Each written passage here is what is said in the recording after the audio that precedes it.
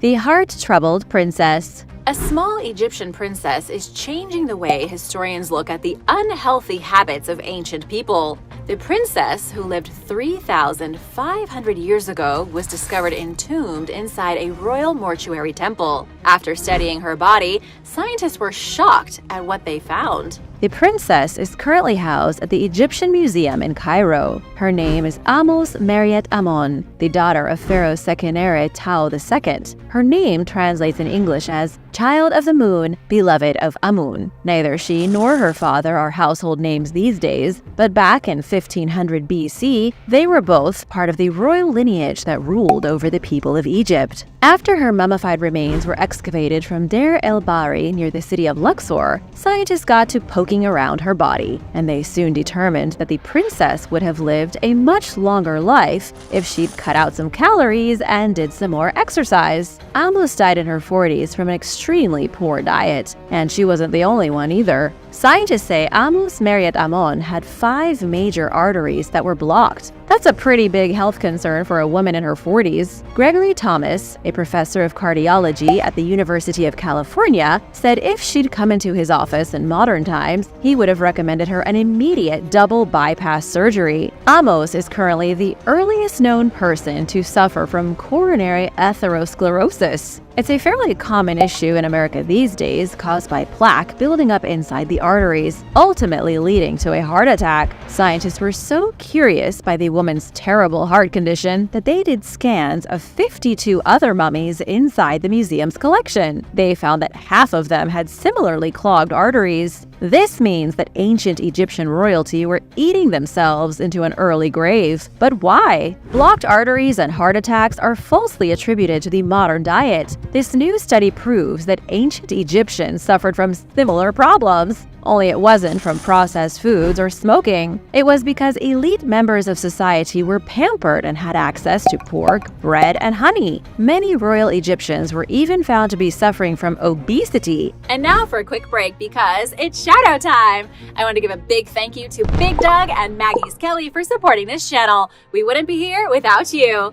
Be sure to subscribe if you haven't already for more videos about amazing discoveries or dinosaurs or things scientists can't explain. We've got it all. The Unbroken Code. In the University of Florida's collection of rare books, the oldest also happens to be one of the very first added to the collection 100 years ago. The book is bound in leather, a version of the New Testament that was written in Latin nearly 800 years ago. What makes it so mysterious is that parts of the book have never been deciphered. The ancient Bible contains strange notes written in a language that nobody can understand. The exact date the New Testament was written is unknown, but it was around the year 1250 AD. That was in the true Middle Ages, before anyone knew the Earth revolved around the sun. It was a time when the Crusades raged across Europe, and Constantinople was considered the greatest city in the world. The book was published as a standard New Testament Bible, but as it made its way through Europe, several people wrote notes in the book's margins. Most of the notes appear to be from the 14th century, and a lot of them are nothing more than random letters or numbers. There are passages of brown ink and red ink, but it doesn't matter what color the ink is because none of it's legible. There are random strings of repeating letters that appear to be a code. Some scribbles look like words, but they don't mean anything. At least they don't mean anything that modern scientists can understand. At the very back of the book is a bizarre list of letters next to numbers. It looks like a key to cracking the secret code, but no one's ever been able to make sense of it. You can give it a shot yourself by checking out the digitized version online. So many universities have wanted copies that Florida made a digitized version to save themselves some time.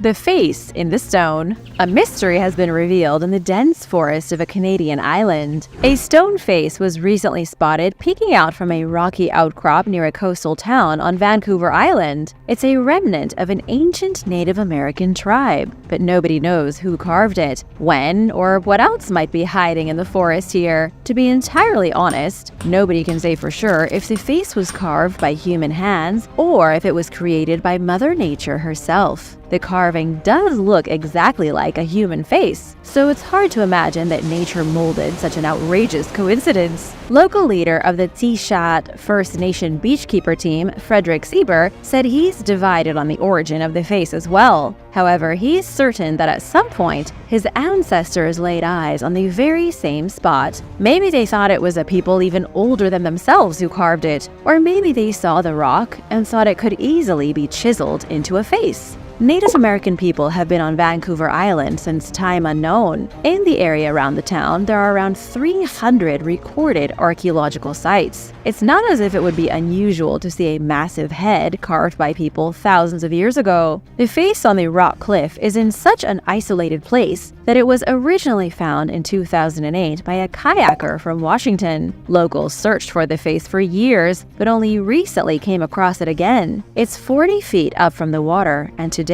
it's nearly invisible underneath the shrubs growing on the cliff. The mystery of Gene Geno. Prior to colonialism, great kingdoms ruled Africa. All across the continent, cities and wealthy empires prospered for centuries. But starting around 900 years ago, things started to decline. The Sahara started to lose its moisture and greenery, and things took a turn for the worst. The ruins of the lost African kingdoms are still spread across the land, and one of the oldest and most mysterious is the sub-Saharan city of Gene Geno. The city's ruins can be found in the West African country of Mali. The city was founded around 250 BC, then blossomed because of the fertile agricultural lands. It became a hub for trade, and soon the population grew to a staggering 20,000 people. It's believed that the city was likely the capital of a vast kingdom, but its history is lost. So, unfortunately, scientists don't know for sure. There is scant evidence of around 15 settlements in the surrounding area, like small suburbs spreading out from the main metropolis. But since they had no writing system, the people here left nothing behind to detail their politics or beliefs. Starting in the 9th century, Gene Geno began to collapse. Muslim traders built their own city nearby and called it Gene, and by the 14th century, the city that had prospered for over 1,000 years was reduced to rubble. Nobody knows what caused its ultimate demise,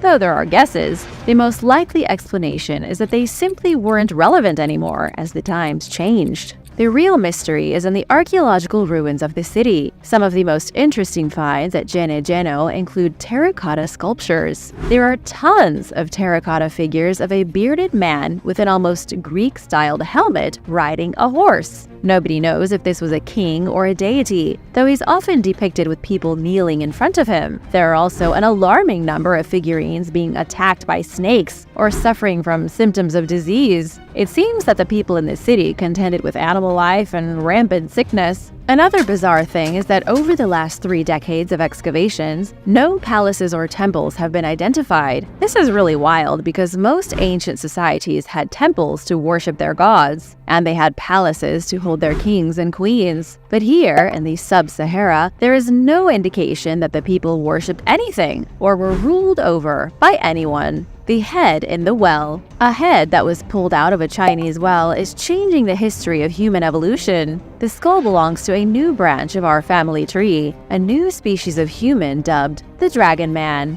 Scientists say the Dragon Man could be more closely related to you and me than our Neanderthal cousins. The fossilized skull sat at the bottom of a well in China for 90 years, and the story of its discovery is almost as fascinating as the mystery surrounding its origin. It was discovered in 1933 by Chinese laborers who were building a bridge in the province of Harbin. This was during the brutal occupation by the Japanese. Because the person who found the skull understood its importance, they didn't want the Japanese to get a hold of it. So they wrapped the skull carefully and threw it down an abandoned well. It only resurfaced in 2018. The man who hid the skull all those years ago revealed his secret to his grandson in the moments before his death. Just think of how dramatic that must have been. This guy was on his deathbed and then he drew his grandson in closer to whisper in his ear, "The skull is in the well." And lo and behold, that skull is changing history. An international team of scientists have been closely studying the skull. It belonged to a living hominin 146,000 years ago. It's unique in that it has modern and primitive features. The face highly resembles Homo sapiens, yet the skull is far larger than an ordinary human skull. It has enough room for a modern human brain and then some. Professor Chris Stringer from the Natural History Museum in London explained it in the simplest terms, saying, "This guy had a huge head." The skull is unique enough that scientists think it belonged to a species all its own. That means only a single skull remains of a species that looked like us but was far larger. They were real, living giants. And yet only a single piece of evidence has been found that they existed.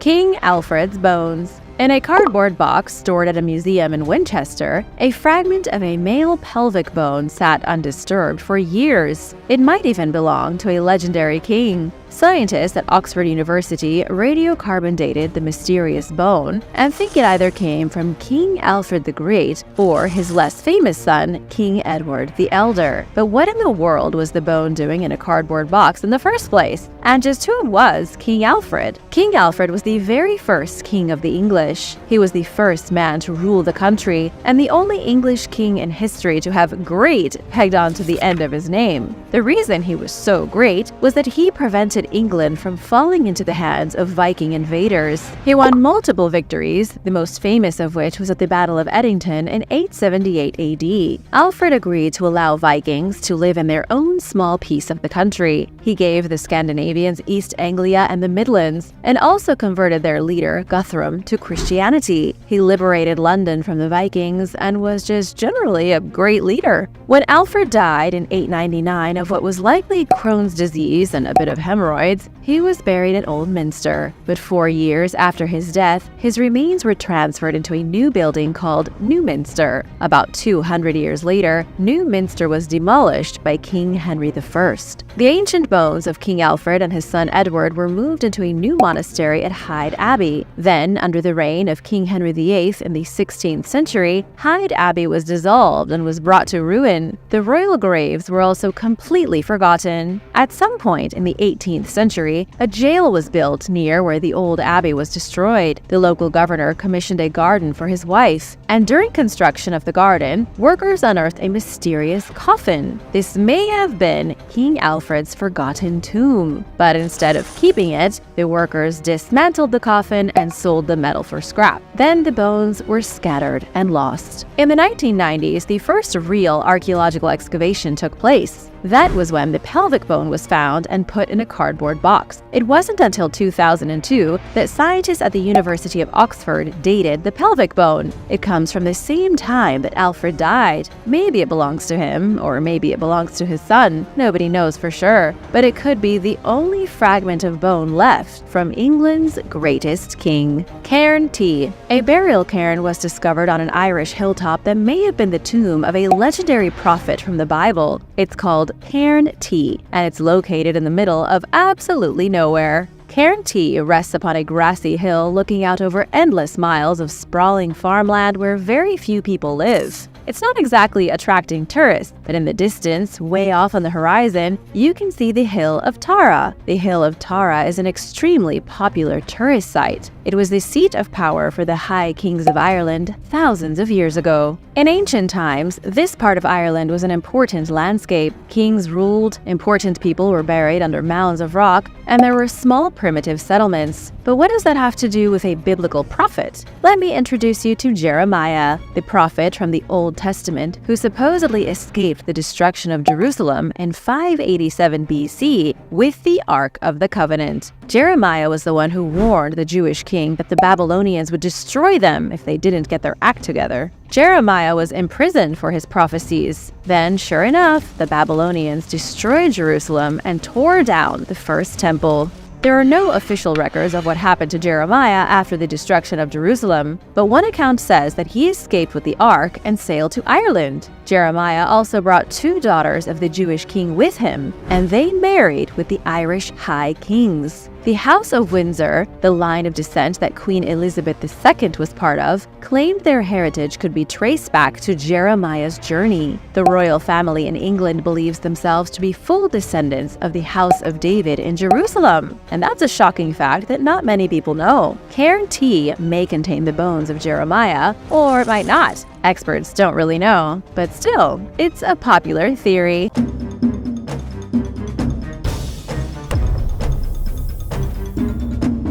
Number 10. The Doctor's Tomb. Hungarian archaeologists recently discovered the tomb of a doctor who lived 2,000 years ago.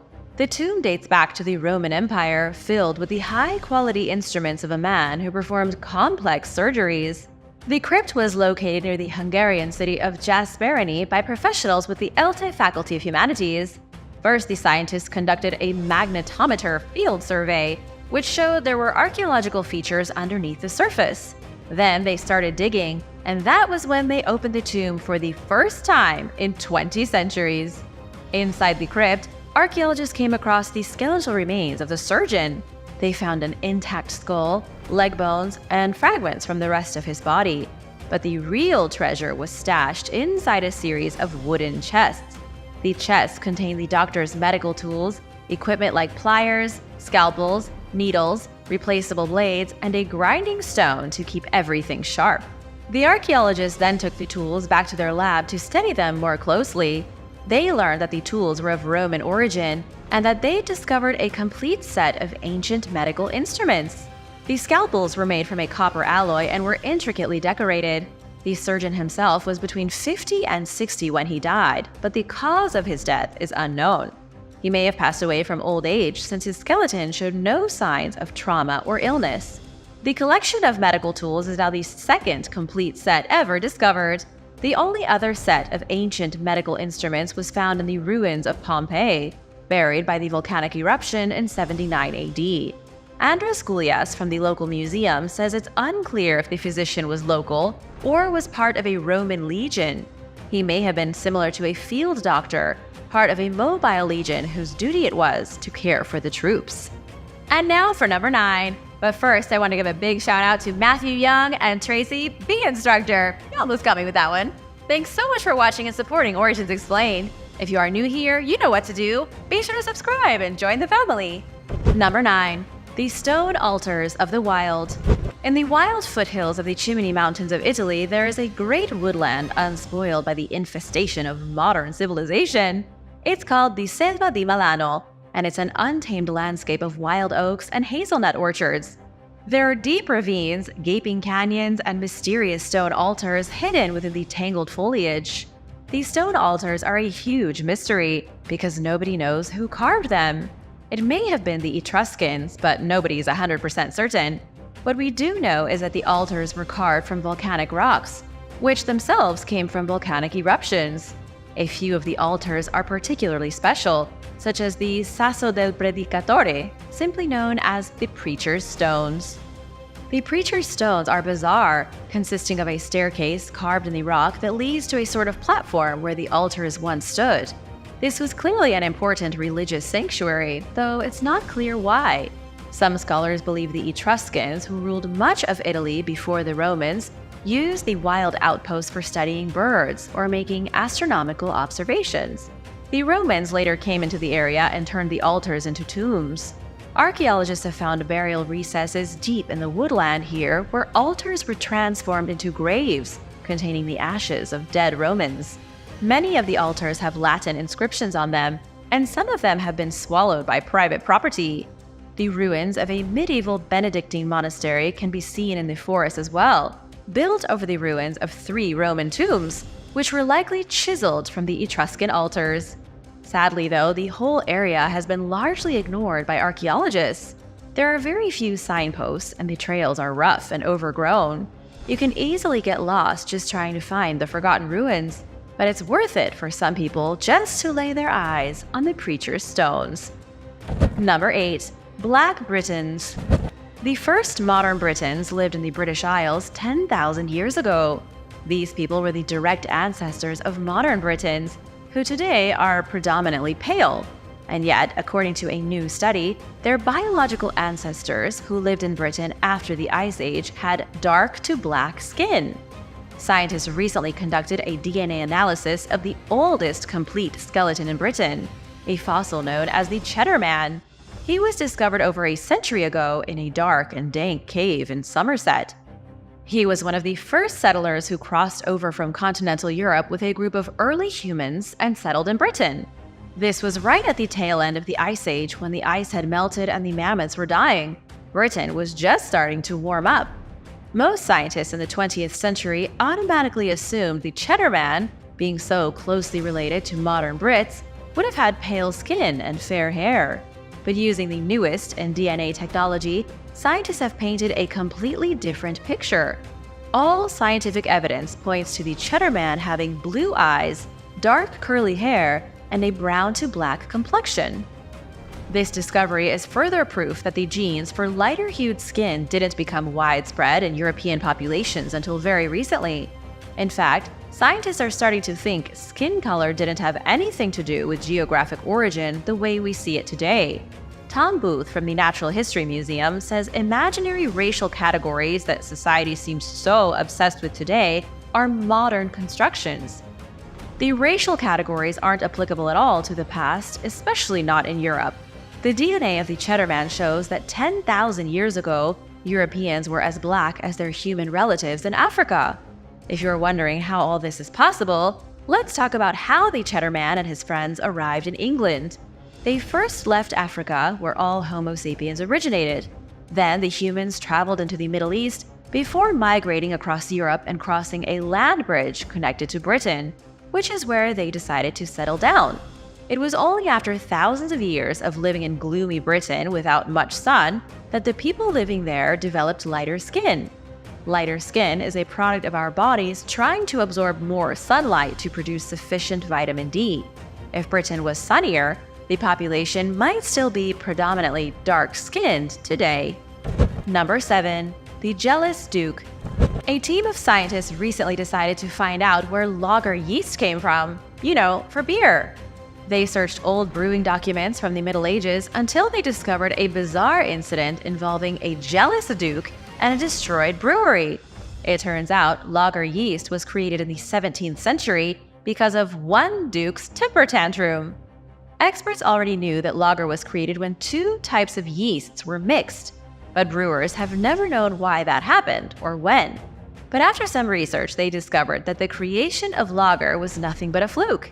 In the German state of Bavaria, a bottom-feeding yeast that's been used since the 14th century was accidentally mixed with top-feeding wheat yeast in 1602. In the early 17th century, there was a law in Bavaria requiring all brewers to use bottom-feeding yeast. But a man named Hans VI von Degenburg was given special permission to establish a brewery on the border where he could use top-feeding yeast. When his grandson died and he was left without an heir to his brewery, it was seized by Maximilian the Great. He was the Duke of Bavaria, and in later years would become the Prince Elector of the Holy Roman Empire. It was a big deal. The Duke was jealous because von Degenburg had enjoyed wild economic success with his wheat beer. The yeast used by von Degenburg was then stolen from his brewery in a raid and was later brought to Maximilian's court brewery, where the two recipes were mixed together. It took about 5 years, but the Duke's brewery finally manufactured a lager by combining the two types of yeast. Instead of making only brown ale and wheat beer, the brewers mixed the two and made the first lager in the world. Number 6. The Nomads. In the 3rd century BC, there arose a tribal confederation of nomads in the eastern Eurasian steppe. They were called the Xiongnu, and they prospered here in the empty expanses of Eurasia for around 300 years. We know very little about them, only what was written in text by the Chinese dynasties who encountered the Xiongnu. They occasionally got into skirmishes on the Chinese border, and according to accounts from ancient China, the Xiongnu rode on horseback. They were possibly skilled in combat, but they were definitely ruled by a high society of women. However, because of the lack of written accounts, historians have never been able to make any real claims about the mysterious nomads. When it comes to the archaeological record, the Xiongnu are basically ghosts. Mobile societies are very difficult to find evidence of 2,000 years after they vanished. The issue is that the Xiongnu culture never built any cities. They were always moving from one place to another, but they did build a handful of mortuary complexes out of rock. Some of these mortuaries have been found by archaeologists. They've already analyzed over a dozen individuals from the burial grounds, enough to say the Xiongnu were genetically diverse. But what's even more amazing is researchers found that the aristocratic tombs of the elite were largely occupied by women. In most ancient societies, the big fancy graves belonged to men, to kings who ruled over their kingdoms. But for these nomads, their elite tombs were taken up by women. Christina Warrener, an associate professor of anthropology, says the evidence points to a society dominated by females. Christina says it looks as though the armies of Xiongnu went out to expand the empire, while women rulers stuck around camp to govern the borders. This was just like Roman emperors staying in Rome while their legions went out to do the fighting. The genetic study of the human remains turned up something else. The aristocratic women showed the least genetic variation. What this means is that they came from narrow lineages, from tightly controlled bloodlines. On the other hand, male servants or possibly male slaves found buried with them were from a diverse bloodline. This all points to a long history of female-dominated society, with the women rulers coming from the same ethnic stock, while their servants and warriors were from all over the globe.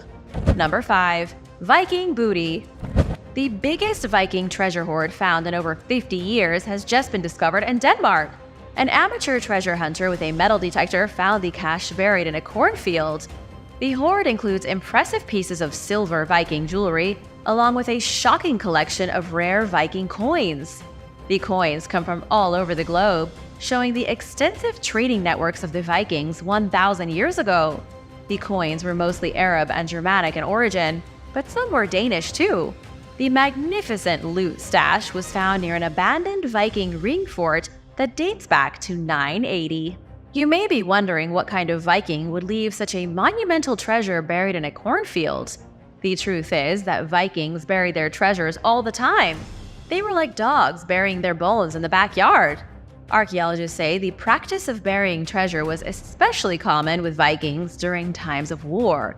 The owners likely buried it in a specific spot for safekeeping, planning to retrieve it later, but they may have died during conflict or set off on a journey, and they never returned to find the stash.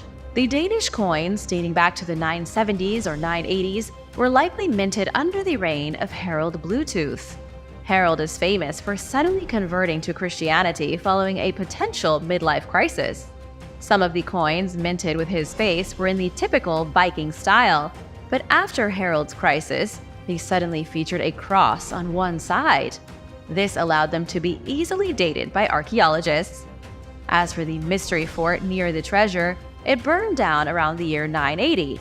It's called the Firecat Viking Ring Fort, and it once stood about 8 miles from where the treasure was found. The two may have been connected, but there is no way to tell for sure. Have you ever gone out and searched for buried treasure? I think we need to get a metal detector. Let me know in the comments below, and while you're at it, be sure to subscribe. Number 4. The Lost Roman Villa. Construction at a supermarket in the United Kingdom screeched to a halt when the workers came across the remains of an ancient Roman villa. This is the British equivalent of finding a Native American burial ground underneath a Walmart. A new branch of the Aldi supermarket was in the process of going up when a team of archaeologists were called in to excavate the site. The archaeologists figured there could be Roman remains because of the supermarket's proximity to the site of Olney in Buckinghamshire. Olney is a town that has the remains of a Roman settlement from 2,000 years ago buried under its streets. John Boothroyd from Oxford Archaeology said the team anticipated notable Roman remains, but what they found exceeded all of their expectations. The archaeologists uncovered a villa, an ancient Roman mansion once occupied by someone who was likely a wealthy landowner in the region. Finding the ruined foundations of a Roman villa would be exciting enough, but the experts unveiled the remains of a mosaic floor as well. Romans had an obsession with color. Their walls were decorated in beautiful murals and paintings with images of nature and animals. Their floors were decorated just as lavishly, with intricate mosaics and pictures of mythological beings and simple geometric patterns. The mosaic found here is still in such pristine condition, you can see the red, white, and blue tiles that were used to create it. Sadly for history buffs, though, the work must go on. The local council agreed to preserve the mosaic with special protective material, but they plan to continue with the construction of the supermarket. The discovery will be recorded and published, but the supermarket is still being built. Archaeologists also found stone structures nearby that are believed to be the remains of Roman cisterns and the ruins of a bathhouse. This was clearly a huge complex, but unfortunately the team can't investigate anymore. Number 3. Rare Maya sculpture. A rare stone sculpture has just been found in Mexico depicting the rather creepy god Ka'awil. Archaeologists were working on a new section of the Maya train when they came across the remains of the statue. The Mayan god Ka'awil was associated with power, prosperity, and abundance. He was the god of greed and pride, two of the deadly sins in the Christian religion. Diego Prieto Hernandez is the general director of the National Institute of Anthropology and History in Mexico. He announced the discovery in a press conference, hailing the artifact as extremely important. Diego said there are few sculptural representations of this particular deity. Only 3 were found in the city of Tikal in Guatemala, but this is one of the first to appear in Mexico. Ka'awil is frequently represented in paintings and reliefs, etched on the sides of walls and on old codices. But fully carved statues of the deity are unheard of. The rare sculpture was found attached to an urn. Its body appears to show the face of another god, but its head is definitely Ka'awil. The god statue is just one of many discoveries that have been made during the Maya train project. The train is for tourists, designed to transport them to all major archaeological sites in the country. Work has already been completed on these sections between Palenque, Chiapas, and Tulum, but there is a lot more to go. Workers are currently bulldozing the jungle to make room for the train tracks. During the project, archaeologists overseeing the work have already identified nearly 50,000 ancient buildings, almost 1 million ceramic fragments, 500 human bodies, and over 1,300 caves and cenotes. They uncovered an ancient Maya canoe near Chichen Itza and an 8,000-year-old skeleton that had been dumped in a cenote. They even found what could be an entirely new city in Quintana Roo, which has been named Pa-Mul II, complete with over 300 ruins. So many discoveries have been made that a new museum will be opened in the city of Mérida to showcase them all. And while that does sound great, environmentalists are still fighting tooth and nail against the project. They believe it will do irreversible damage to the ecosystem, destroying the relatively unscathed jungles of Mexico. What do you think about this project? Let me know in the comments. It's a little controversial. Number 2. Fountains of grape juice. A new discovery at a Roman winery has proved just how good some Romans had it before the fall of the empire. An excavation at the Villa of the Quintili uncovered the remains of a winery outside the city limits of Rome. The building was constructed in the 3rd century AD as what must have been the premier winery of the Romans. The sheer size of this place is something that can't be compared to any other ancient production site. The evidence points to the complex being owned by the Quintili brothers, a pair of extremely rich wine producers who served as consuls in 151 AD. They owned the 59-acre complex and were doing quite well for themselves before Roman Emperor Commodus had them assassinated in either 182 or 183 AD. The emperor was jealous of their wine production facility, so after he took them out like a cranky mafia boss, he took over their villa and their winery. He installed expensive marble tiling, huge statues, decorative architecture, and a bathing complex. The emperor even built his own circus on the property for chariot racing. In 2017, archaeologists began to excavate the circus, and that's when they found the first traces of the winery. Archaeologists identified a grape treading area, a pair of massive wine presses, and vats to collect the grape juice. They also uncovered storage jars, a cellar, and something else that's particularly impressive: a grape juice fountain. The liquid grape poured out of a vat, fresh as could be, and squirted out of a decorative fountain before draining through niches and into an underground system of lead pipes. All of the drains and niches were covered in decorative marble veneer tiling and were painted in bright colors. The whole thing was a spectacle, a luxury fountain that would produce fresh grape juice at any given time. Number 1. The Volcano and the Dark Ages. In the year 536 AD, Historian Procopius of the Byzantine Empire wrote that a thick fog was suffocating the sun. The historian said the fog rose up to the sky and plunged the Mediterranean into darkness. And according to Procopius, the world went cold and stale for a full year. Coincidentally, this event signaled the start of the Plague of Justinian. This was one of the greatest pandemics in human history, occurring nearly 1,000 years before the Black Death. The Plague of Justinian killed about 25 million people in the Byzantine Empire in a single year. It continued to rage for another 200, up until about 750 AD, killing another 25 million in the process. It was a thorn in the side of Europe for 2 centuries, but it was the first year that really decimated the empire. Procopius wrote, "And from the time when this thing happened, men were free neither from war nor pestilence nor any other thing leading to death." The takeaway here is that 536 AD was a very bad year to be around, perhaps the worst year in history. But what exactly caused the sun to turn black and the plague to be unleashed? The sun definitely was blocked from the sky, as historians around the globe corroborated the story with their own writings from the 6th century. Crops failed everywhere in 536 AD, from the fields of Ireland to the lands of the Moche civilization in Peru. The culture of Teotihuacan was decimated, and so were many others, and not a single empire was untouched by the phenomenon. Scientists have struggled to explain this event for decades. The main theory is that several volcanic eruptions happened at the same time, blocking out the sun. But now we finally have proof that this is likely what occurred.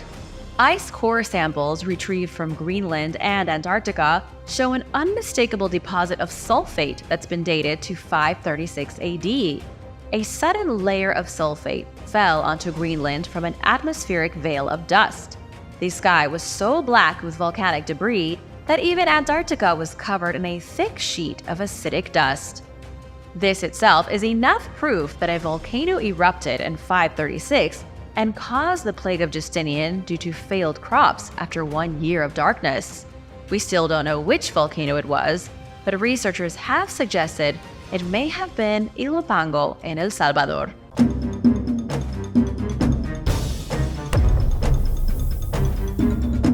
Mummified ram's heads. An offering to the mighty ruler of Egypt, Pharaoh Ramses II, has just been found at an ancient temple. Archaeologists discovered a vast collection of craniums unlike anything you could ever imagine. Long before the pharaoh's death around 1213 BC, the Egyptian people left for him an offering of 2,000 ram heads. Yes, the decapitated heads of 2,000 rams. These skulls were presented at a mortuary temple in the ancient city of Abydos as a tribute to the dead ruler. He was a huge part of Egyptian history, reigning over the land for the better part of a century. The amazing discovery was made by researchers at New York University. They were investigating the temple when they found a previously hidden storage section. It was essentially a storage closet, one whose door archaeologists somehow missed until now.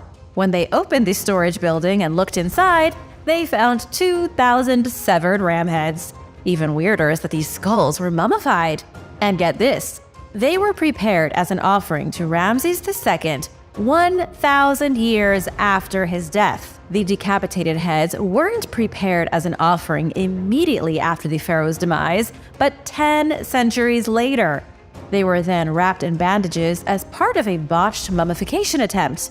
After over 2,000 years, though, these skulls have lost most of their meat.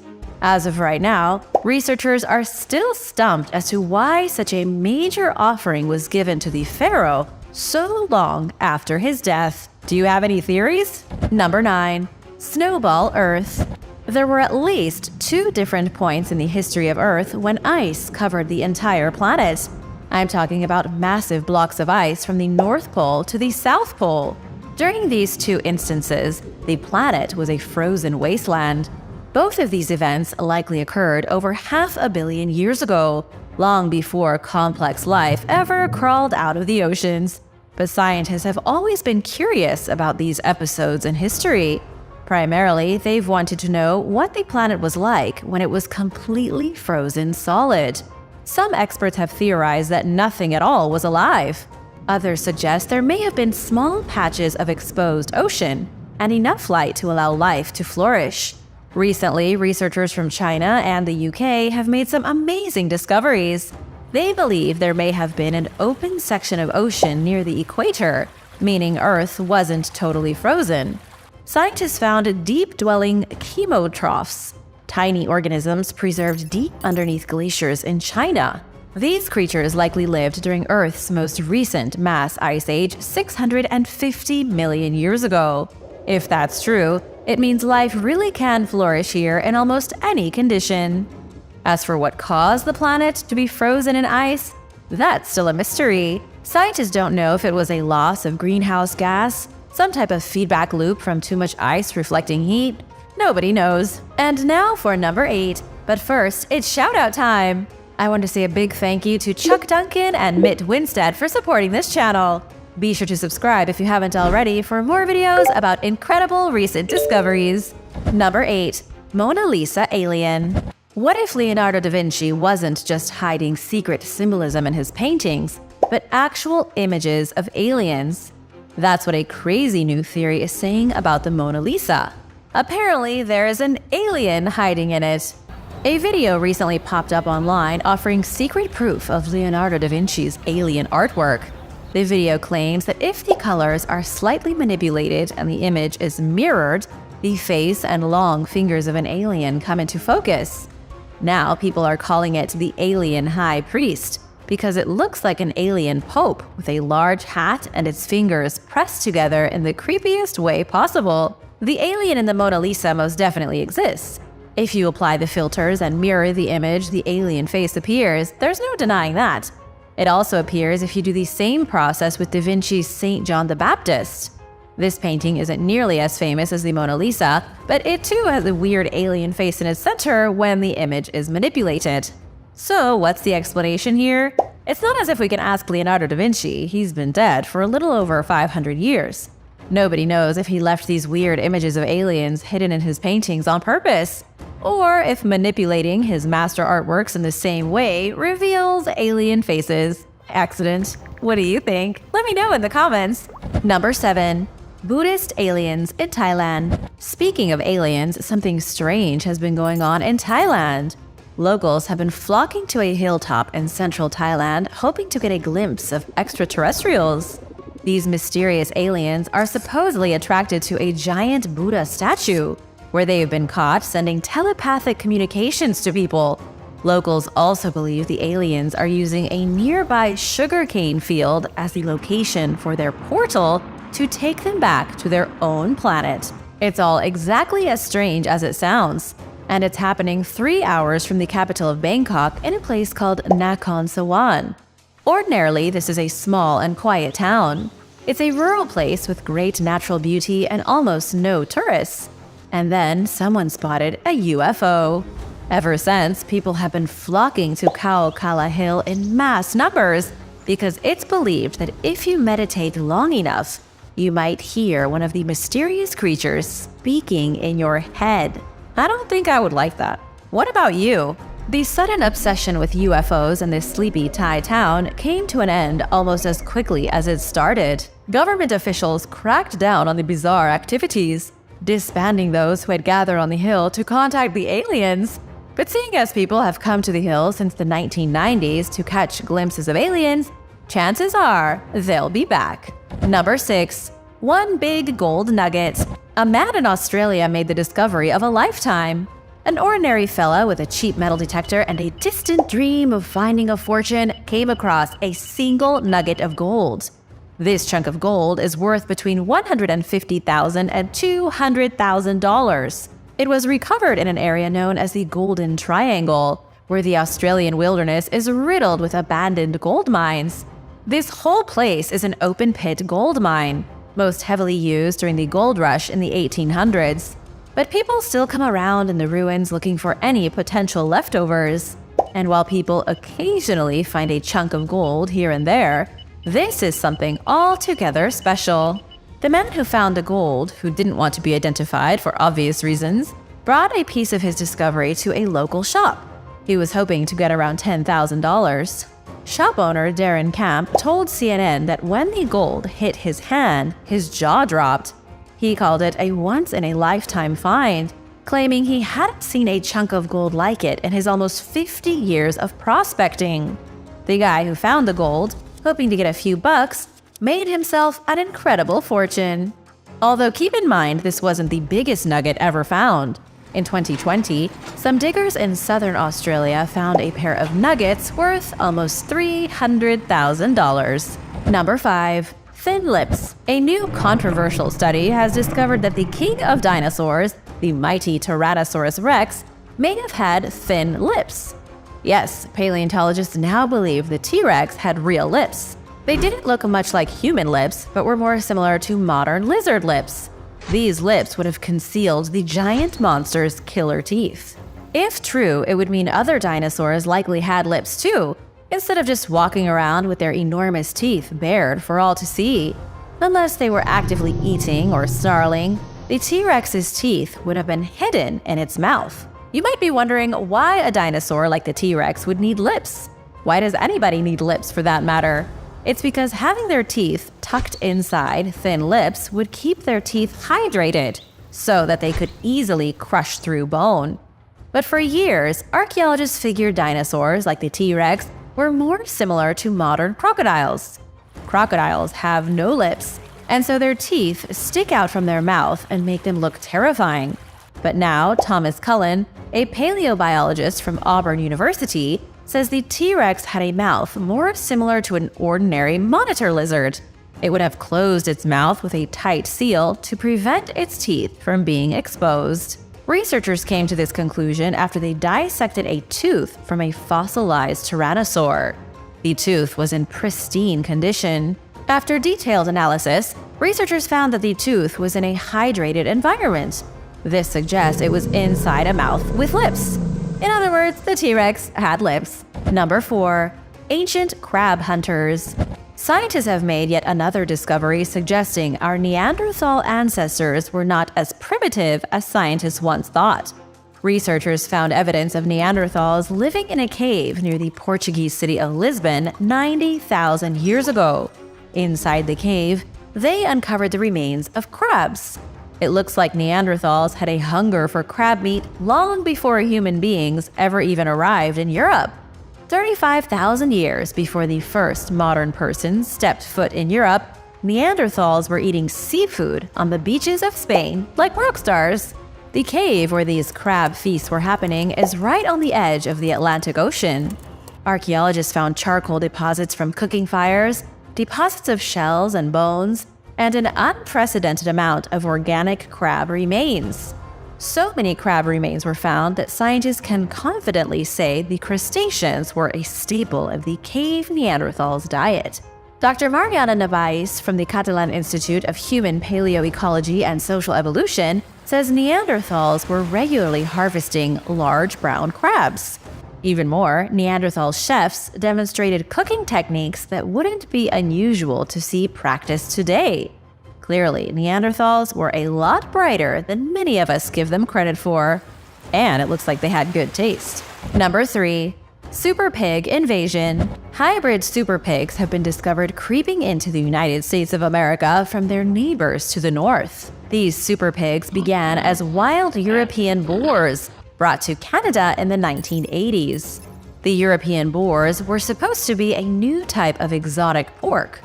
The idea was to sell the pork at upscale restaurants, but that never really happened. And then the European boars mixed with domestic pigs. This created a bizarre hybrid species of super pig. The new pigs can grow furry coats like woolly mammoths to survive the Canadian wilderness, and they're just generally massive. Over the years, super pigs have escaped out into the wilderness. Because the pigs are so big and so well adapted to life in Canada, they are a huge nuisance. Animal expert Ryan Brook from the University of Saskatchewan calls them the worst invasive large mammal on the planet. They wreak havoc on native species of plants, and they can devour an entire farmer's crop in no time at all. These super pigs appear to be making their way into the US. Far into the US. The Canadian super pigs have been spotted creeping around Texas ranches, with the pigs now threatening agricultural crops on a huge scale. Number 2. Hawaiian Petroglyphs. In Hawaii, ancient stone carvings have been found hidden at the beach. These extremely rare petroglyphs appear to be carvings of animals and humans, along with other strange images. But nobody really knows anything about them. Finding petroglyphs in Hawaii doesn't happen every day, and so the discovery is a big deal. It was also somewhat of a miracle that they were found at all. The petroglyphs were only revealed because huge waves crashed into the land, brushing away sand to reveal the carvings. Experts think the petroglyphs were made long before the islanders had any contact with European colonists. They could be as recent as the 18th century or as old as the 1st century. The carvings were found at the beach on Oahu's north shore. Normally, there is a thick layer of sand covering the entire area, but a series of intense winds blew away all the debris. Now, scientists are trying to decipher the mystery of the petroglyphs. Kekuiwa Kikiloi from the University of Hawaii says the images are called ki'i pohaku, or stone images. They were made by using hard stone tools and pounding images into the softer volcanic lava rocks. Experts believe the images tell a story. They just don't know what kind of story. It could have something to do with a spiritual ceremony. The images could be depicting ancient ancestral gods. Nobody knows. Unfortunately for everyone, the petroglyphs may never be seen again. They've already gone back to being buried. They won't be revealed for a second time until nature blows away the over 10 feet of sand they are currently stuck under. Number 1. A shipwreck on the beach. A woman in Massachusetts was walking her dog along a beach when she found the wreckage of a ship from almost 150 years ago. Her name is Jessie Ahern, a local from Nantucket. She was going for her usual dog walk when she came across the wreckage of the Warren Sawyer. The Warren Sawyer was a schooner lost late at night on December 22, 1884.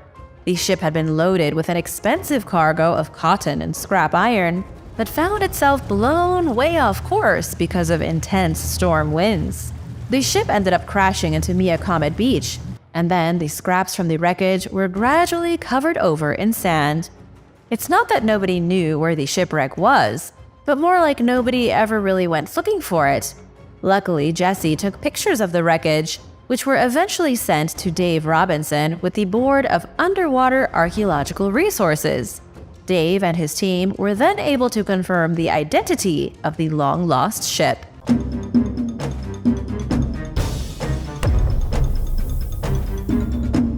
Number 10. The lost city of Ratanaba. The ruins of a city named Ratanaba are said to exist somewhere deep in the Amazon jungle. This city has never been discovered, yet rumor has it that it was once the capital of the world. The ruins of this place are supposedly buried somewhere in Brazil's Mato Grosso state, and there are said to be tunnels stretching across South America that all lead to the ancient capital. The lost city of Ratanaba is probably a myth. The tunnels were said to connect points across the known world with the capital. Great leaders from faraway nations would allegedly travel through the tunnels to meet in Ratanaba. Some believe the city stood millions of years ago, while others think it was likely only a few thousand years before today. The issue is that the story is full of holes, and the archaeological data is controversial at best. Eduardo Neves from the Center for Amerindian Studies at the University of Sao Paulo said, "Ratanaba is a real delirium." He then went on to say that this story doesn't make any sense. Perhaps the details of the city have become murky over the years, but there are some unusual discoveries that were made in the Brazilian Amazon to suggest that the city did exist at one point. It could be one of many lost cities covered by the jungle. Aerial images show symmetrical lines carved across huge stretches of jungle that sort of look like collapsed passageways beneath the earth. But as of now, nobody has found the ruins of Ratanaba. What do you think? Myth or real lost city? Let me know in the comments below. And now for number 9. But first, I want to give a big thank you to Tazilla Simon for the amazing super thanks. Thank you so much for your support. If you are new here, be sure to subscribe and join the family for more videos about amazing discoveries and lost civilizations. Number 9. The Amazon's Toui Mountains. The Toui Mountains of the Amazon are some of the most spectacular landscapes in the world. The Amazon jungle isn't just a flat land of trees and monkeys swinging from vines. It's also home to a lot of mountains and mysterious geological formations. The Toui Mountains in the Amazon basin are home to a secret world of subterranean caverns and hidden waterfalls. The area is in such an isolated part of the world that it wasn't visited by scientists until very recently. Francesco Sauro from the University of Bologna in Italy just finished a 40-day expedition into one of the world's last unexplored regions. The scientists explored the Imawariyota in Venezuela, which holds miles of tunnels composing one of the largest known cave systems in the world. The walls are made of quartz, and organic acids bubble in the cave streams, turning the water red. The stalactites look like billowing clouds of smoke, and the stalagmites resemble bulbous mushrooms. Here, colonies of microorganisms work together to build bacterial skyscrapers. The whole place is amazing and largely mysterious. Researchers don't know how old the caves are. In 2012, a scientific team identified a previously unknown mineral that they called rosiantonite. And during the more recent expedition, the team found a new species of blind cave fish. This is a creepy fish that lives in the cave's murky waters and has evolved over time to have no eyeballs. Scientists say it's almost definitely not the only unidentified creature living in the dark and dripping passageways beneath the jungle. What do you think of these creepy creatures? Are they creepy or do you like them? Let me know in the comments below. Number 8. Clock villages. An international team of scientists has discovered ancient villages in the Amazon that were built 700 years ago. But it's not the age that has the researchers excited. The curious thing about the villages is that they were laid out to look like clocks. In Brazil's Akkor state, villages from 1300 AD may have been made by early Native Americans to mimic the cosmos. The discovery was made while researchers used lasers to scan through the forest canopy. They were creating a three-dimensional map of the landscape beneath and detected circular villages. The villages would be impossible to see without the technology, and at the edges of these circular settlements are high banks of earth, kind of like the markings on a clock, or like the rays of the sun. Researchers aren't really sure what these rays were used for, but they think the villages were likely organized to track the movements of celestial bodies. Each of the 35 villages that were discovered has up to 32 mounds arranged in a nearly perfect circle. The mounds may have been used to indicate certain times of the year, with each one pointing in the direction of a certain star or planet. When that planet lined up with the mound of Earth, it would have indicated a season or a special day for celebration. But unfortunately, all scientists can do now is guess. Nobody knows for sure what happened to the people who lived in these villages, since they've been gone for centuries. Number 7. The Legend of Pititi. For almost 2 decades, French archaeologist and adventurer Thierry Jamin has been exploring the jungles of southern Peru. He's been searching for the legendary lost city of Pititi, but unfortunately for him and everyone else in the world, he hasn't found it. The search for the lost city began a very long time ago. In 1979, a pair of French-Peruvian researchers discovered the mystery settlement of Mameria in the Peruvian Amazon. This became the first real evidence that the Inca not only lived in the Andes Mountains, but also in the lower jungle. The city of Mameria contained 15 square miles of houses built in the traditional Inca style. It was a grand discovery and one of the biggest motivators for adventurers to continue searching for Pititi. Archaeologists know for a fact the Inca lived in the Amazon. So other secret jungle cities must be around somewhere. It's just a matter of finding them. The legend of Pititi dates back to 1600 AD. An early missionary to South America named Andrés López wrote a letter about a city rich with gold hiding somewhere in the Peruvian Amazon. The letter was sent to the Vatican, and it was found in the Vatican archives 400 years later. It's not very good evidence, though, and the letter isn't that reliable, but the single mention of Pititi as a city of unimaginable wealth has been enough to convince people like Thierry Jamin to spend their careers searching for it. Number 6. The underground city of Akkor. The Amazon jungle is, in all likelihood, home to dozens of lost cities, likely a lot that nobody's even heard of. And one of the secret Amazonian settlements is a place called Akkor. Legend has it that Akkor was unique and that the entire city was located beneath the forest floor. Modern archaeologists say the city never existed, nor did its subterranean citizens. Still, though, explorers have died trying to find it. The city of Akkor was made famous by Tatunka Nara in 1972. He was a rather eccentric man who claimed to be a descendant of the ancient society. He was eager to show the outside world the entrance to the still hidden city of Akkor, and allegedly went on several expeditions throughout the 70s. But people on the expeditions kept on dying, and none of them came back with proof of the underground metropolis. Tatunka Nara was initially discovered by German photojournalist Karl Brugger in a market in Brazil. The journalist then documented Nara's bizarre story in a book that he titled The Chronicle of Akkor.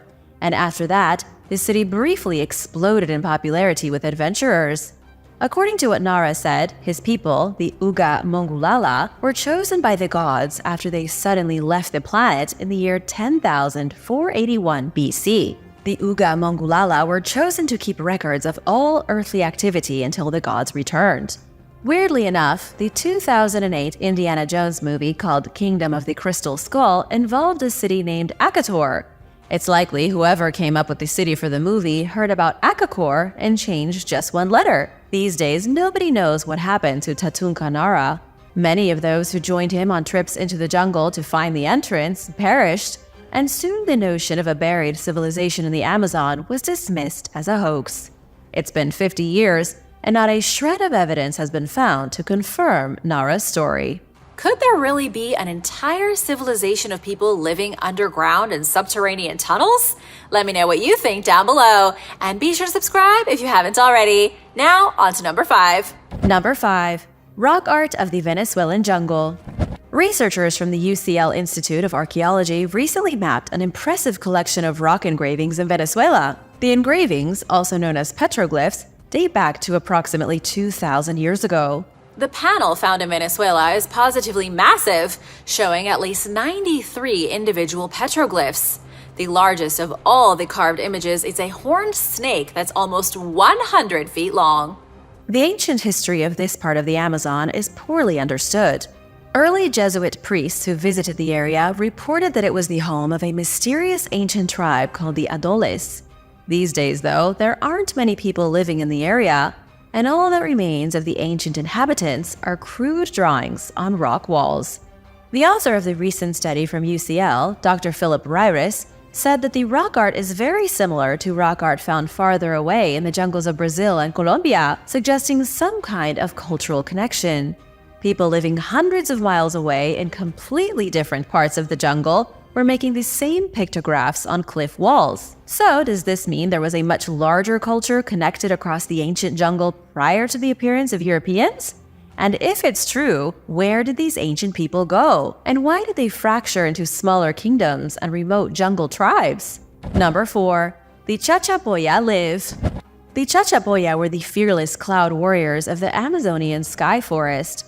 They built fortified hilltop strongholds overlooking villages that swept down the sides of cliffs and into the shade of high forests. But not much is known about the history of these people before the Spanish arrived. When the Spanish came face to face with the Chachapoya, they were shocked. The Spanish described them as having pale skin and looking nothing like the other indigenous populations they'd seen in South America. They were very intriguing to the Spanish explorers. But in the end, that didn't stop the conquistadors from annihilating them. Scientists always assumed the Chachapoya were made extinct by the Spanish invaders, but a new study is saying something completely different.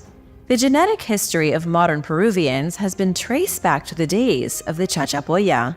Scientists from the Max Planck Institute were conducting investigations in the ancient Chachapoya region when they came across people who still speak the Chachapoya dialect. Intrigued, genetic researchers then traveled between small villages and took saliva samples from volunteers. They were mostly interested in the people who spoke Amazonian Quechua, the language of the Chachapoya. And when they analyzed the DNA samples, Scientists found that the genetic profiles were unique to the region. They were extremely different from the genetic profiles of people who lived more in the central Inca territory. To make this as simple as possible, scientists confirmed a unique genetic profile among the indigenous people who inhabit the region where the Chachapoya used to live. Maybe these humble villagers aren't the legendary cloud warriors of 500 years ago, but they do seem to carry the Chachapoya bloodline. Number 3. The Monte Grande Pyramid. Deep in the Amazon rainforest of Peru, there is an extremely steep hill stretching across 2 acres of land. If you were looking at it without knowing anything, you'd assume it was nothing but a boring lump of earth. And that's the exact reason it was ignored for centuries. Farmers even build houses on the chunk of land today, not really thinking anything of it. But this hill is very special. The farmers who built their houses on the land kept finding shards from old pots as they began to dig up the soil. They kept uncovering utensils used over 1,000 years ago. In 2010, archaeologist Quirino Oliveira turned the hill into an archaeological site. Soon after, it was discovered that Monte Grande Hill wasn't just some steep mound of earth. It was an overgrown pyramid. It was dated to 3,000 years ago, built by a forgotten civilization, and it was left alone for so long that as the earth changed and the weather shifted, it was completely overgrown. This was a massive discovery 13 years ago, and one not many people are aware of. The Monte Grande Pyramid is hard physical proof of an ancient civilization that thrived in the Amazon. Not just a recent civilization from a few centuries ago either, but one that lived a millennium before Jesus Christ. Since the initial discovery, archaeologists have learned a lot. The unnamed society who prospered here was extraordinarily advanced. They began to build their fantastic monuments in 1000 BC, but likely settled the area in 3000 BC.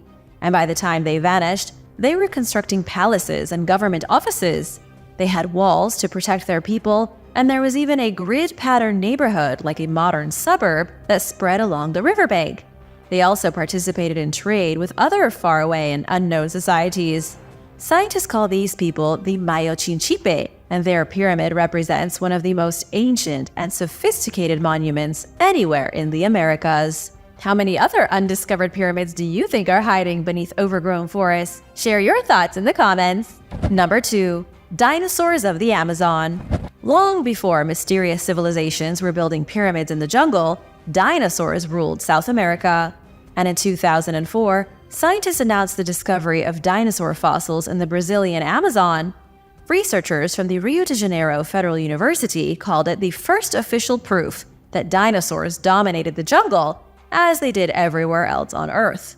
The fossils were 110 million years old, and they came from what at the time was an entirely new genus of dinosaur, named Amazonsaurus marinensis. It was a big deal because at that point, paleontologists assumed it would be impossible to find dinosaur remains in the Amazon. They thought that the high humidity would cause fossils to decay far too rapidly. But with the discovery of the Amazonsaurus, which admittedly is a pretty cool name for a dinosaur, a new realm of possibility was opened up, and now scientists know they can hunt for fossils in the jungle. But what was the Amazonsaurus? It was an extremely small sauropod, one of the smallest that ever lived. It was an herbivore dinosaur with a long neck, and it measured only 30 feet long. Even though it weighed roughly 10 tons, it was significantly smaller than other sauropods like the titanosaur. Number 1. 1 million missing Amazonians. A lot of different estimates have been coming out recently regarding the ancient population of the Amazon.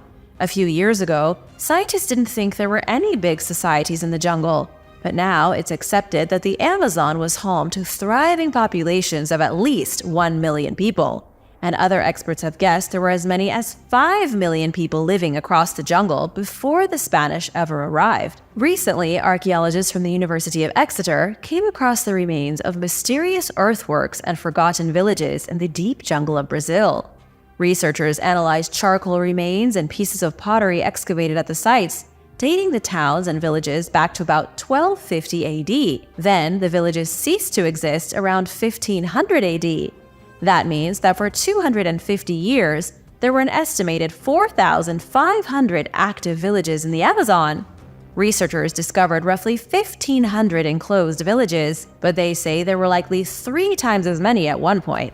Crunching the numbers, scientists say at a bare minimum, there were 1 million people living in the Brazilian jungle 800 years ago. Then they all vanished. Scientists cannot, for the life of them, grasp what happened to the millions of people who lived in the jungle. Was it a natural disaster, or could it have been a plague that wiped them out?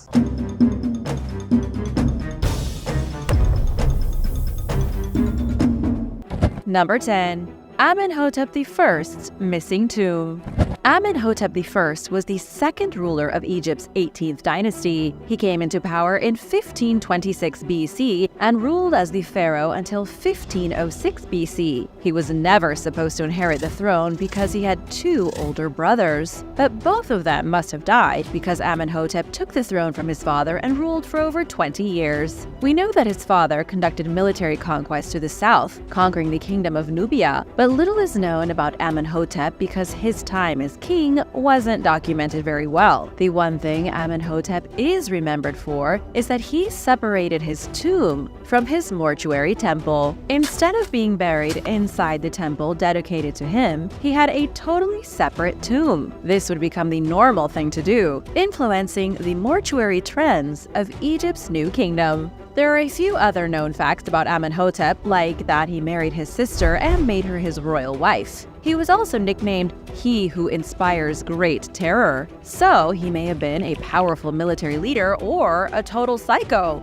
He had the Temple of Karnak expanded and likely undertook other large building projects. Today, Amenhotep's own temple, built separately from his tomb, is still standing near Deir el-Bahari. And near the crumbling remains of his temple is the burial tomb of his sister and wife, Amos Meritamon. The biggest mystery when it comes to Amenhotep I is that scientists have never been able to find his actual tomb. Its location is unknown and could be anywhere. But in the scientific community, there are two main possibilities. A tomb was discovered high in the Valley of the Kings, empty with no body, and another tomb was found at Dra Abu el Naga that some believe might belong to him, but nobody has ever been able to confirm which one the king was originally buried in. His body was eventually found along with multiple mummies belonging to kings and nobles of the New Kingdom and Deir el-Bahari. So, for some crazy reason, the pharaoh's corpse was taken from his tomb and stashed with a bunch of other corpses of kings. It had nothing to do with looting because his funerary treasure was still intact, like his cartonnage face mask. And to this day, the collection of kingly mummies is one of ancient Egypt's weirdest unsolved mysteries.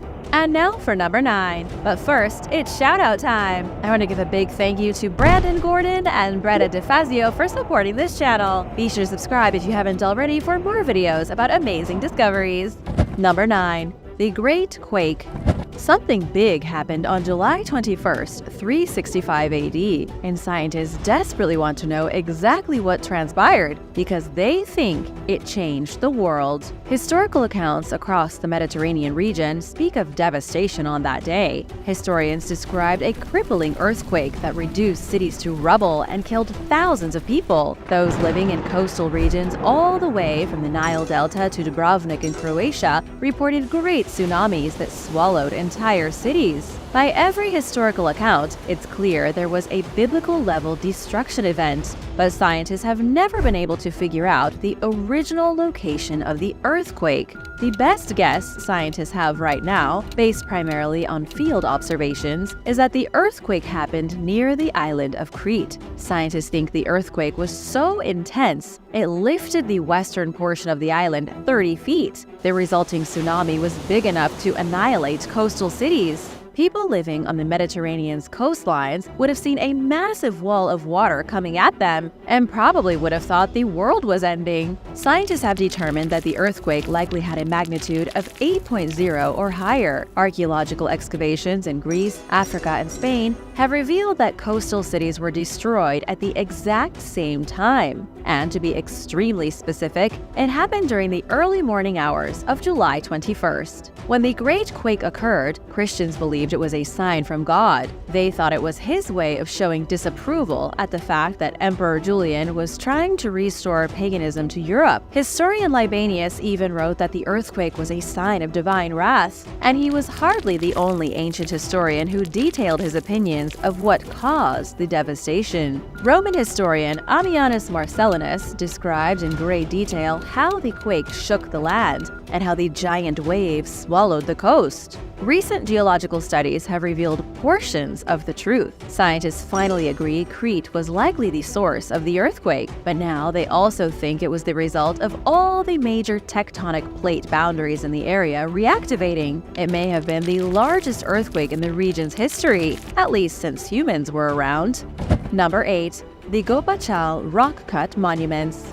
India's Gopachal rock-cut Jain monuments are magnificent statues near the Gwalior fort. They were crafted starting in the 7th century AD and continued to be shaped for 800 years. The sheer scale of these monuments is awe-inspiring, as the ancients skillfully carved intricate statues that seem to come to life. They shaped them out of the faces of cliffs, revealing each figure as if they were hidden underneath the rock and only needed to be set free. However, the purpose behind their creation remains a mystery that scientists have yet to unravel. The monuments are some of the best examples of ancient Jain artwork. Jainism, one of the biggest religions in the world, isn't widely known in the West. Its roots go back thousands of years, and there are millions of dedicated followers. The history of Jainism isn't as neatly recorded as the history of Buddhism, but it definitely goes back to around the same time that the Buddha was alive. Followers of the Jain religion displayed a unique affinity for constructing megalithic statues and undertaking grand artistic endeavors.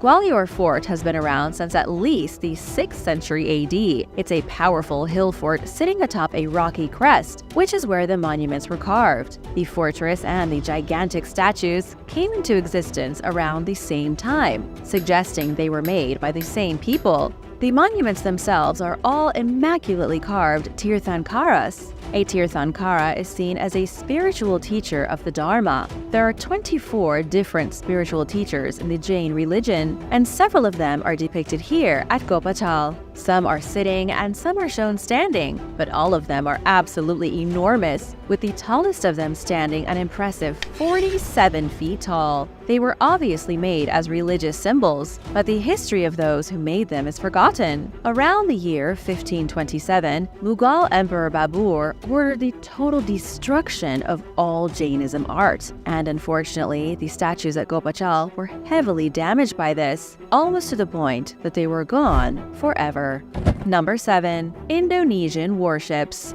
Archaeologists may have just solved one of the biggest mysteries in the world. Inside a cramped and claustrophobic cave, indigenous people in Australia painted pictures of boats. The paintings were found about 50 years ago and have been puzzling scientists ever since. The issue with the watercraft is that they look exactly like ancient Indonesian warships. But how in the world did the indigenous people of Australia paint pictures of warships used by people in Southeast Asia? Archaeologists think they've identified the warships as coming from the Maluku Islands. Indonesia might sound far away, but the Maluku Islands are located directly north of the continent. One of the authors of the study, Daryl Wesley from Flinders University, said the pictures prove Australia was never really on its own. It wasn't completely cut off from all other life for 65,000 years. Australians had visitors from Asia who came on fighting vessels. They didn't draw sailing ships or merchant vessels in the caves, but warships specifically.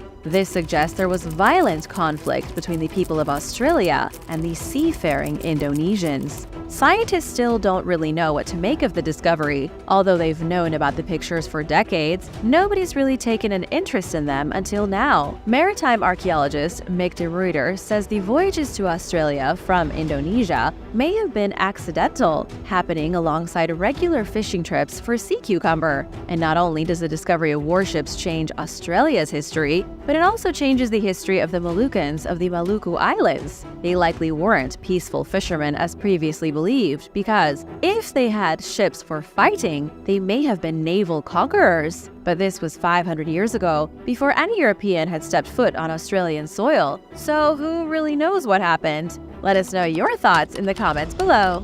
Number 6. The Kingdom of Yam.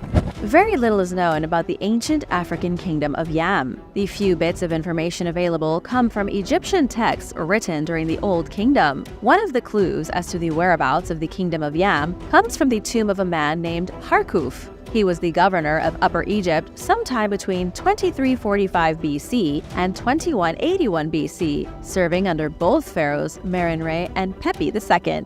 The inscription in his tomb says that he made an expedition into a land called Yam, which was located somewhere to the south. The expedition lasted 7 months, and the governor brought back great gifts to Egypt, and he received praise. The inscription in his tomb says he went forth upon the Elephantine Road, bringing gifts the people of Yam had never seen before.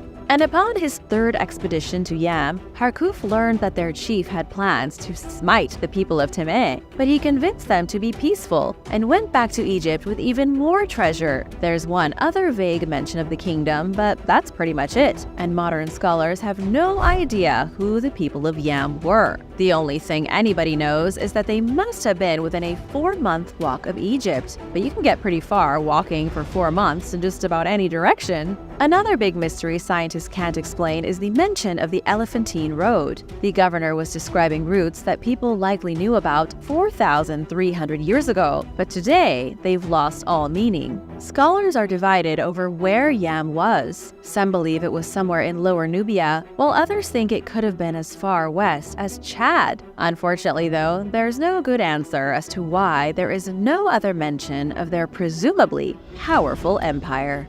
Number 5. The Gears of the Gods.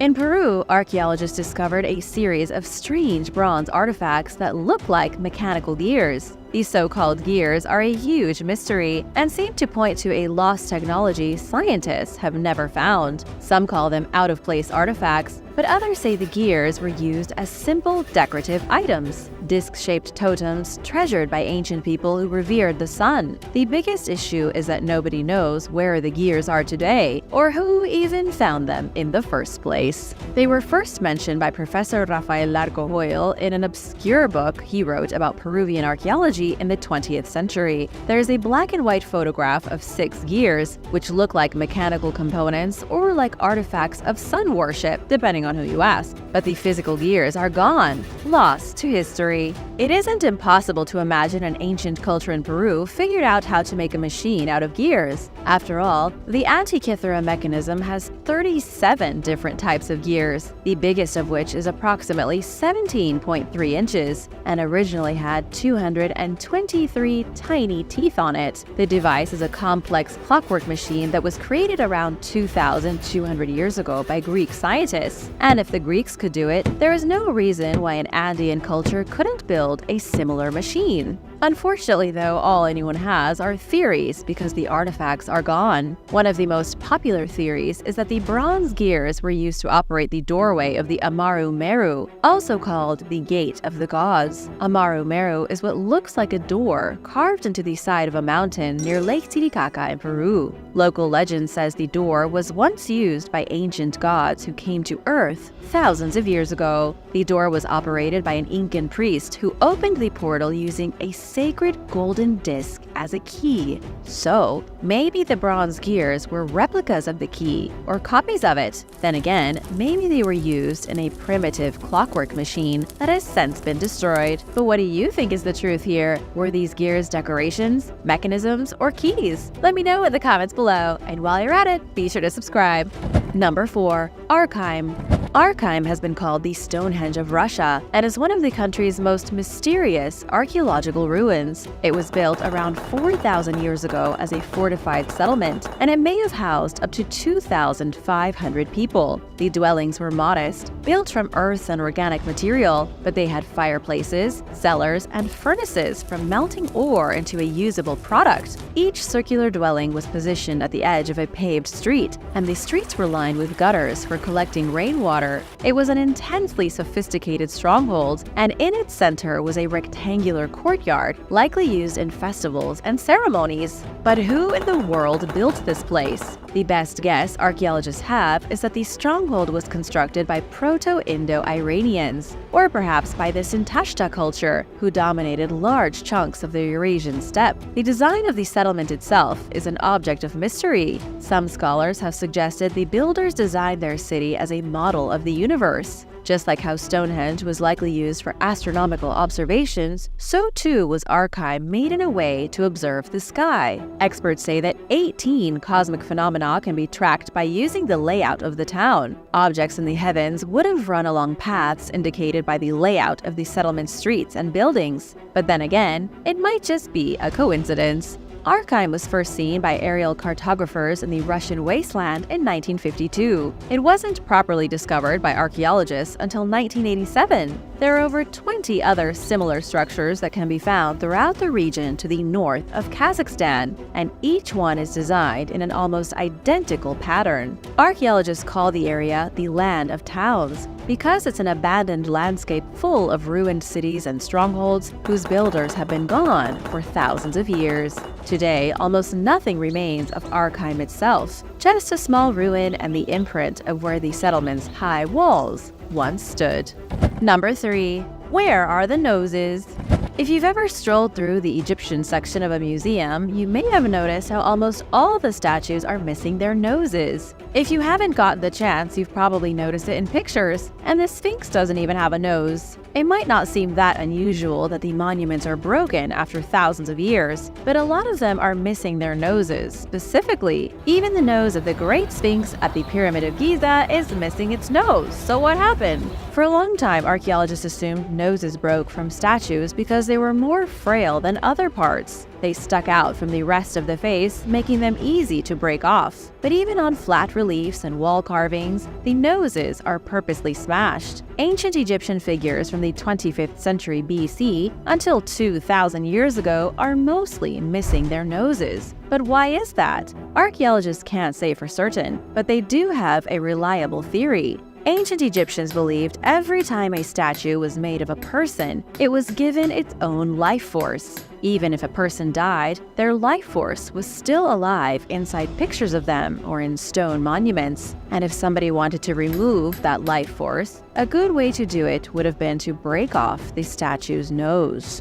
Ancient Egyptians believed that without the nose, the statue wouldn't be able to breathe, and the life force inside of it would suffocate. Adela Oppenheim, curator of the Egyptian department at the Metropolitan Museum of Art in New York City, says the Egyptians understood science. They weren't so ignorant that they thought statues would get up and start walking around. They also understood these statues couldn't breathe air to sustain themselves. But at the same time, they believed the life force was hiding somewhere in the statue. Egyptians also believed that their own life force came from the very air they breathed. They didn't fully understand blood and brains and the more complex details of the human life support system, but they knew it had to do with breathing air. The Egyptians also performed rituals in which they'd pour blessed oils over the mouth of a statue as a way to give it life and power. They knew the statue wouldn't get up, but the oil could help maintain the life force trapped inside. Damaging the nose might not have snuffed out the life force, but it couldn't hurt to try.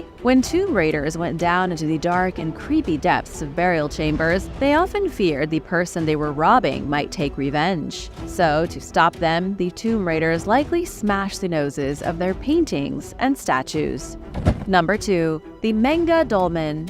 The Antequera archaeological site in Spain dates back almost 6,000 years. The site itself is covered in cave paintings, rock shelters, and prehistoric dolmens, or megalithic tombs. The area once formed a sacred space for the mysterious Neolithic communities who lived here, and long after people had already come to the region, the Menga Dolmen was built. The Menga Dolmen is a megalithic burial mound that was constructed around 3650 BC. It's a whopping 90 feet long, making it one of the biggest ancient megalithic structures in Europe. In total, the dolmen is made up of 32 megablocks of stone. Picture the massive stones that make up Stonehenge, but imagine they are arranged in such a way to be used as a tomb. The roof was sealed by earth and massive slabs of rock, and some of these stone columns weigh roughly 200 tons. So it's no surprise that scientists are puzzled over how Neolithic humans managed to move 32 of them and why they went through so much trouble. There is a central path leading into the stone structure. Typically, the path is oriented toward the sunrise and most other megalithic constructs like this one, but not here. Instead, the monument is orientated slightly to the north during the summer solstice, pointing straight at a small cave in the side of a distant mountain. When archaeologists excavated the dolmen in the 19th century, they uncovered the skeletons of several hundred people, suggesting that it was once used as a mass grave. But why? And what happened to all the people before they were buried inside the enormous dolmen? The weirder thing nobody understands, though, is why the entrance is pointed straight at a random cave on the other side of what's now a highway. Number 1. Who was Queen Kubaba? A tavern keeper became the ruler of one of the largest civilizations in the world 4,500 years ago in Mesopotamia. Her name was Kubaba, but archaeologists aren't sure if she was a real person or a mythical hero. Her name was found on the Sumerian king list, but the list can be a little tricky to understand since it chronicles the rulers of Mesopotamia, but frequently throws in the names of gods and legendary figures. There are the names of ordinary men who ruled over Sumer, like Alulim, Hadanish, and Zizi. But then there's also mention of Enmen-Luana, who ruled for 43,000 years, if the list is to be accepted as factual. The list itself is one of the strangest artifacts from Mesopotamia, and researchers are puzzled by it because it does include real monarchs. However, it also includes the names of gods who ruled for tens of thousands of years. The Sumerian king list has been interpreted by many conspiracy theorists as proof that Sumer was home to living gods, specifically the Anunnaki.